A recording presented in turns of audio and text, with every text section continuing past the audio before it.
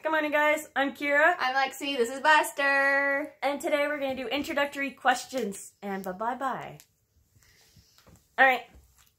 So we're going to start with your favorite TV show. Probably Grey's Anatomy, because it helped me through a lot of, very depressive episodes. I'd, watch it till 7 a.m. and then sleep till 3 p.m., eat a chicken burger, and continue watching it. It was the only thing that got me out of bed. So, it helped in a way. It was a small goal that I did accomplish. I like NCIS. It's just I like crime shows. And I just find Gibbs to be very realistic and kind of like my grandfather. Except my grandfather didn't go around smacking people's heads. And Gibbs does. I mean, valid. So, but I think Gibbs says a lot of life lessons. I have a list of them on my phone somewhere of Gibbonisms. They're called Gibbonisms. But they're life lessons. And my grandfather had life lessons, and Gibbs is kind of like my grandfather, so. Mm-hmm. Also, I miss my grandfathers.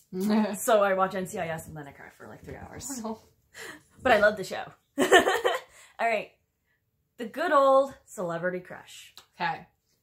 People get mad when I say this, and I don't know why, but it's Demi Lovato. Because she's hot AF. Not because she did drugs.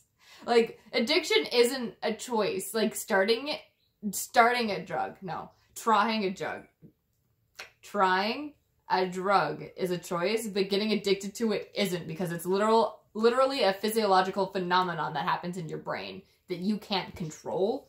So, yeah, I still like her because she's a human, and she has flaws, like all of us. Yes. I like Hugh Jackman. I liked his acting in Wolverine when he played Logan, and in X-Men. And then I heard him sing in Les Miserables, and I was like, whew, that is smooth as silk. Smooth. And then he started dancing, and then in The Greatest Showman, he did all of his stunts and stuff. Whew, phenomenal. And then a couple of weeks ago, he released a video of him tap dancing on Facebook, and I'm like, Lord have mercy, look at him go. He just did a straight up tap improv, no problem, and was dancing and laughing and chuckling in his Australian accent. Whew, Lord have mercy, my heart. Street people. I have a boyfriend, by the way, so boyfriend, Hugh Jackman. There's a difference. Boyfriend, Hugh Jackman. She's lying to all of you. No, I'm afraid you'll see this. Okay, favorite song.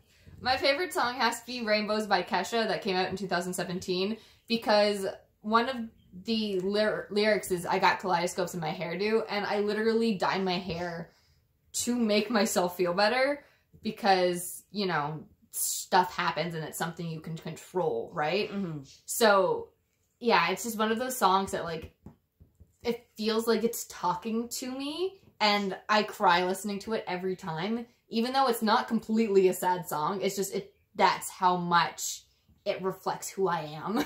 Mm-hmm. I prefer country music as a whole. My favorite song has to be, at the moment, Marry Me by Thomas Rhett. Sorry, not Tom Rhett. It speaks to another level of emotion, and it's the sting of watching somebody you love and have loved marry somebody else and know that they don't love you the way that you love them. Yeah. And I've been on the receiving end of that sting. Haven't we all? On a lot of occasions, so it's kind of oh, that tug. Yeah. That tugged the heartstrings. That, and He's Got Good Voice. I love that song. Favorite game. Oh, wait. Oh no. We skipped favorite quote and book and author. Well, okay. Well, no. What's the next question? Favorite quote? My favorite quote is over there on the wall. So just give me a second. It is, everyone wants a magical solution to their problems, and everyone refuses to believe in magic. That is from Alice in Wonderland. The Mad Hatter says it, obviously. And that quote connects with me so much, because I hear people complain about their problems so often, and a lot of time they come to me for help, but then don't do anything about the problem and just complain about it. And it just boggles my mind that something can make you so upset and you don't want to stop it from making you upset. I don't understand. Okay, my quote is, happiness can be found even in the darkest of time if one remembers to turn on the light. It's from my favorite Harry Potter novel, and I think it just speaks to the level of how much we can control our happiness, and how much we need. A lot of people think that happiness is external when it's really internal. Well, a lot of the times, too, when it comes to depression or sadness, it's because we have these schemas that make us only see the bad things. So whenever she says, turn on a light, it just kind of makes you think there are good things in the world. We just have to pay attention to them. And, when J.K. Rowling wrote this, she was still kind of overcoming her depression. Even in the Harry Potter books, the Dementors, which are very famous kind of magical creatures in the book, they represent her depression and how they take away the good. So, Buster. And, so it kind of speaks to me on another level that way. Because, I know a lot of my friends that have depression or have worse depression are I don't know what to do. And I'm read a book. Find something good. Yeah. All right. Next question. Favorite book and author? My favorite book and author, I actually have it right here, planning. It's called, the series, I guess, is called Everlife, and it's by Gina Showalter. And it's a really interesting book, almost like Heaven and Hell, but it's two different kinds of dimensions or areas where heaven, or the one that's above, is there's a certain set of rules that everyone has to follow, everyone's equal, there's peace and order happening. And then the other one that's kind of similar to hell, they're very dark. They give in to what they want, their emotions, their attitudes, their desires. Everything is up for grabs, and it's not all equal. And it kind of just makes you think what you value most and what you hold dear, and kind of that kind of thing. Our cameraman, man, guys, come on. Come on, Buster. My favorite book and author is Harry Potter and the Prisoner of Azkaban by J.K. Rowling. I just think it's a very powerful book, and it kind of gives us more background about Harry and how he became famous. And it has the last happy ending in the series until book 7. But it kind of speaks to how Harry became the way he is, and how his development kind of, he was 13 and he's trying to figure out what he was meant to do in life, and he kind of got stuck with it, but he figured, that's when he kind of solidified, okay, if he does come back, he needs to go. All right, next question. Favorite game? My favorite game cameraman. My favorite game has to be The Sims 4, because when I was on medical leave for my mental health, the psychiatrist literally prescribed me to play Sims 4 once a day, because it gave me some control that I didn't have back. And so it just kind of let me do something without actually doing something. And it really did help, being able to control me and make me who I wanted to be compared to who I saw me as. Because, mirrors lie. Yes, mirrors lie a lot. You can't trust them.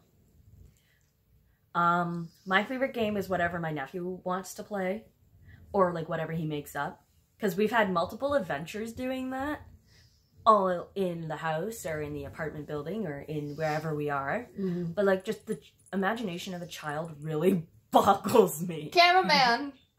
Thank you. No.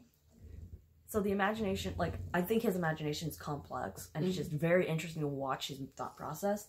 So I play along with him. One day we're pirates, the next day we're T-Rex hunters. Okay. Which Disney character is your favorite and why?